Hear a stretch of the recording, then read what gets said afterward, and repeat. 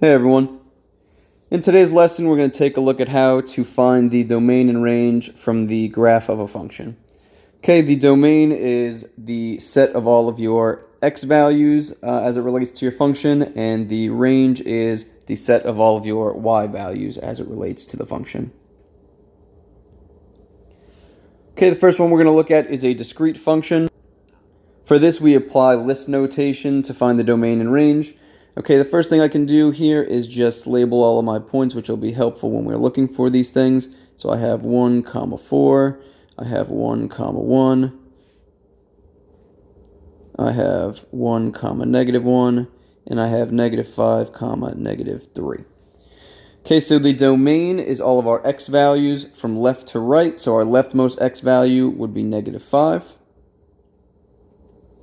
And our rightmost x value is 1. Okay, there's 3 1s, so I do not have to write that more than once. We're only going to write that one time, even though there's 3 of them. All right, and our range is going to be our lowest to our highest y values. Okay, so our lowest y value we see is -3. Okay, and then we have -1, we have 1, and we have 4. Okay, so that is what you call list notation, and that is what you use to write the domain and range of discrete functions. All right, let's take a look at some continuous functions. Okay, so what we have here, we're looking for the domain of the continuous function. So you are looking for, in this case, the leftmost point to the rightmost point of your function. Okay, so the left endpoint we see here, the leftmost point lines up with -5. X, and then our rightmost point is -2. Okay, now this is what you call interval notation, or sorry, this is what you call set notation. Okay, excuse me.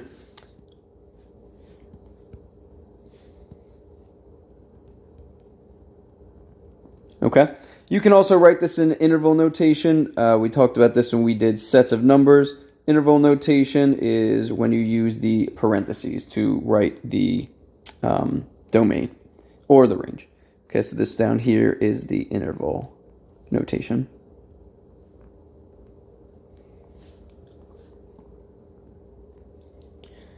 Okay, either one's an acceptable way to write the domain. Okay, so let's take a look at the next one. Same function here, but we're looking for the range, which is actually the lowest to the highest endpoint. Okay, so our lowest endpoint we have here is -4. Put the y in the middle, and then our highest is +4. Again, that is your set notation. Okay, and now our interval notation, we would write the same way, but with parentheses, -4 to 4 as our endpoints. And again, this is the interval notation. All right, let's take a look at a couple more. Okay, so here we have a couple without endpoints, so they continue to infinity. So for the set notation for this one, our leftmost point here is 1. And then our rightmost point does not have an endpoint. So instead of putting what it would be, say 10, okay, we're going to put infinity in that place instead because it's continuing past our endpoint. Okay, so again, the domain is left to right, and the range is the lowest to the highest. So the lowest for this one, again, you would think it's here, but there's no endpoint, so it's going to be -infinity. Put a y, and then our highest point here looks to be 7. Okay, we can write that in set notation. It's going to be 1 and infinity, and here it's going to be -infinity to 7. Okay, let's look at the one on the right here. All right, so leftmost point here. Again, you would think it would be that endpoint, but that is not an endpoint. It's going to be -infinity.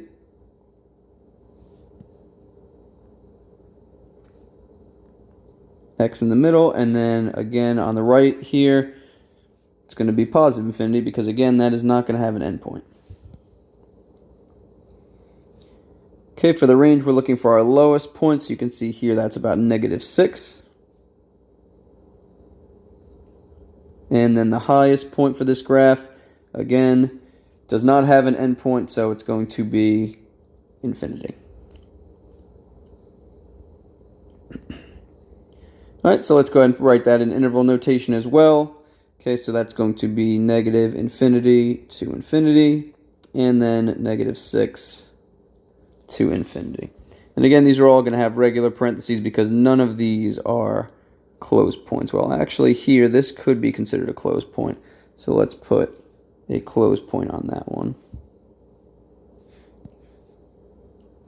Okay, unless it shows an open point like it does here, that would be open, so we did not put the equal to.